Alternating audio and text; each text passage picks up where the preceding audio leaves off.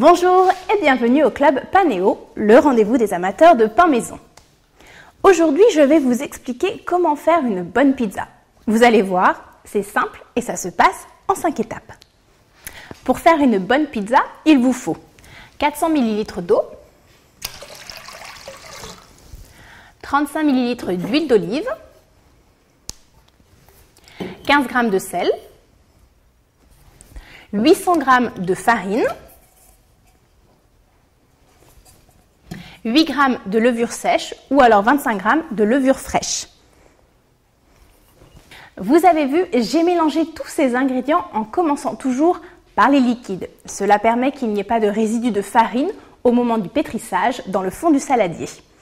Un conseil, comme dans tous les autres pains, il vaut mieux éviter de mettre en contact le sel et la levure. Moi, je mets la farine entre les deux. Je peux pétrir à la spatule pendant 10 à 15 minutes environ, jusqu'à l'obtention d'une pâte lisse et homogène. Pour ma part, je préfère pétrir au robot, c'est moins long et surtout moins fatigant.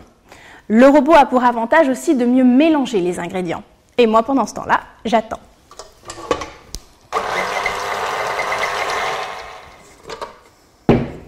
Je forme une boule avec ma pâte.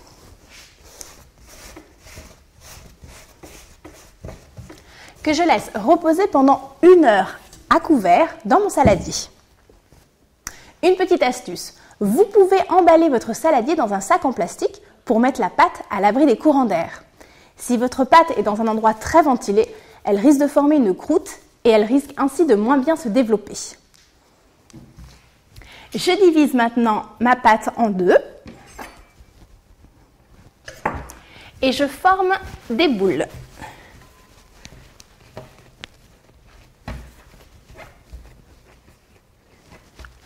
Que je laisse reposer pendant 10 minutes à couvert.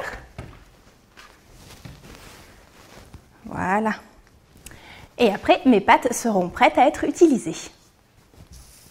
J'aplatis mon pâton au rouleau.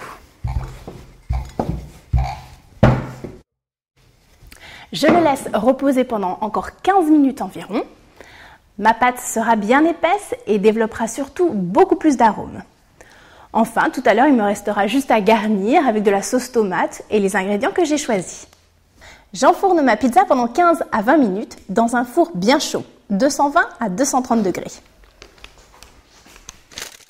Une bonne pizza et avec une pâte bien croustillante. C'est parti pour un beau voyage en Italie. Suivez les conseils de Club Panéo pour réussir à coup sûr vos pains, pizzas ou brioches. Sachez qu'il y a encore de nombreuses recettes à découvrir sur le site clubpaneo.com. Je vous dis à très vite.